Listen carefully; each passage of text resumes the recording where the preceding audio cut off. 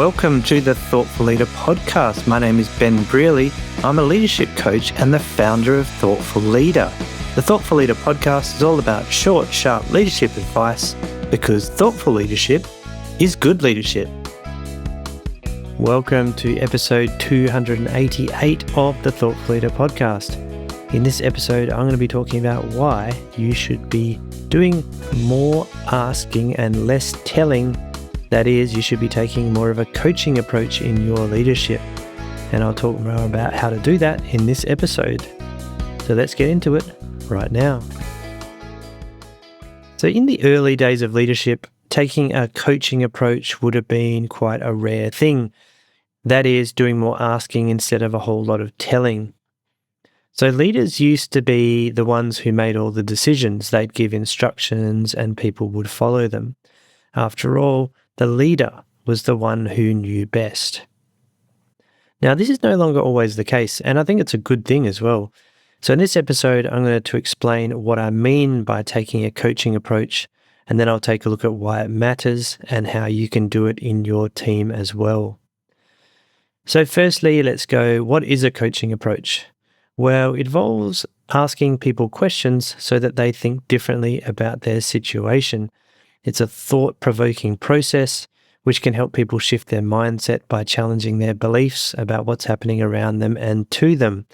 Coaching can also help people feel more motivated to reach their goals, and it can actually help people set goals in the first place. And obviously, I do a lot of coaching with thoughtful leaders, so if that's something that interests you, please check out my coaching page, which has all the details of my coaching approach and my coaching fees, and you can book a coaching consultation for yourself as well. Just go to the show notes page, thoughtfulleader.com/podcast/288 to check out a link to that coaching page. But you don't need to be a professional coach to use a coaching approach. So to simplify things, this is how I think about taking a coaching approach in leadership. Coaching approach is really on a spectrum from telling to asking. So if you're telling people what to do, then you're not taking a coaching approach. But to really dumb it down, all you're doing is doing more asking than telling. It literally is just pushing yourself into that asking zone more often. And it's not as easy as it sounds, and sometimes the biggest challenge with this approach is actually ourselves. So what is the benefit of taking this coaching approach? Well, it can be helpful for a few reasons. Firstly, it encourages people to start to think for themselves. So rather than just taking orders, team members start to become more proactive over time. They don't just wait for you to tell them what to do, they begin to try things for themselves. A coaching approach can also help people take more ownership for their part in the team, because when you ask for people's opinions or what you think they should do, people start to feel more involved. Then when you actually use their input to shape what you do next as the leader, they can actually see that they have made a difference by their contribution. So you know how when you create something, you tend to be more invested in it? Well, that's actually called the IKEA effect, and we want to harness it in our own teams. And when people contribute their ideas to shape the team, they become more invested. They want it to work, so they tend to try harder to make it work. Now, another benefit is that I find a coaching approach can help team members build confidence as well. They're encouraged to contribute and try things that they come up with. So imagine the satisfaction and confidence that grows when their ideas actually come to life. And the last benefit I think you'll get from taking more of a coaching approach is you'll get better solutions from having a variety of opinions. You don't know all the answers, and the more complex our world and work becomes, the less likely it is that you will know every detail about the work of your team. In fact, your team members do the work day to day, and they might just know what's going on a little better than you do. And that's not an insult to you, that's just the reality. And these benefits are compelling in my view, and they can have the benefit of building better team performance. And I did talk about this topic a little bit in podcast number 136. So go back and listen to that one if you haven't already. It's called Simple Tips to Help You Coach Your People. So you can check more information about that one as well. And I'll put a link to that on the show notes page. So all those benefits sound very compelling, but what are the challenges you might face? Well, it's not always easy to take a coaching approach. So as I spoke about already, the biggest hurdle we need to overcome is sometimes getting over ourselves. And the common reasons I hear from leaders who don't want to try this out is things like, well, that'll never work in my team. People just want to come to work and go home. They're not committed. Or sometimes leaders tell me, if I try that, people will make mistakes, which will take more time for me to fix. Sometimes I also hear people will lose respect if I don't make all the decisions. And then some leaders will also tell me I'll lose control of my team if I give more autonomy to my people. Now, can you see the common element of these types of statements? And what I notice when people tell me these things is there's a lot of I going on. In other words, they're worried about the impact on themselves of trying this approach. Now, these leaders that tell me these things are seeing all the risks and issues and focusing on the problems that will happen for them. They're ignoring the potential growth benefits for the people who work for them. In other words, they are very self-focused rather than other-focused. Now, we need to get over this if we're going to try a coaching approach. And there's a related blog post on this or a similar topic as well, how letting go will help you to take control. I'll put that on the show notes page as well. So I'm not going to pretend that the reasons in the previous sort of section I spoke about aren't real. What I'm saying is that we can overcome them, and we'll need to do that if we're going to take a coaching approach. Now, most of the reasons I already spoke about are based on a leader's comfort level. Over time, you'll become more comfortable, but you'll need to work at it. So here's some ideas to help you get started. And the first one is start small. You don't need to go from 0 to 100 when you're trying to take a coaching approach. Start small. Start by asking your team members for their opinions on smaller issues or challenges. Don't ask them to go and do things by themselves. You can still keep your decision-making responsibility. Over time, as you become more comfortable, you may delegate more of the accountability to your team members as you build trust in the approach, and they do too. The second thing to note, I think can be very handy, is to explain what you're trying to do. Sometimes when a leader has been doing a lot of telling, team members get confused when they suddenly start asking. They start to think, why are you asking me? You know the answer, just tell me what to do. So it can be beneficial to explain the reasons behind adopting a coaching approach to your team.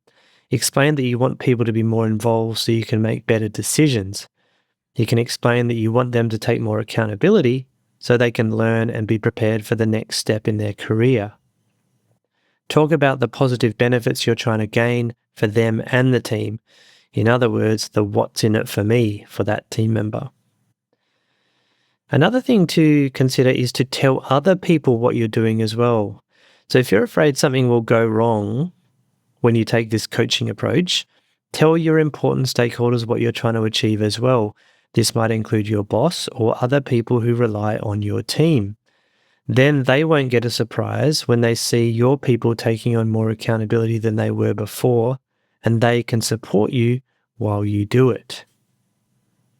The next thing I'd suggest to try to take this coaching approach is to reframe your fears. Your fears about taking a coaching approach aren't wrong, they're actually just natural, but they may hold you back from making positive changes from time to time. So try to reframe and think differently about them. So some examples, you might think, well, people will lose respect for me. Or could they gain respect for someone who puts aside their ego and asks them what they think instead? Then you might go, well, people will make mistakes and I'll have to fix them.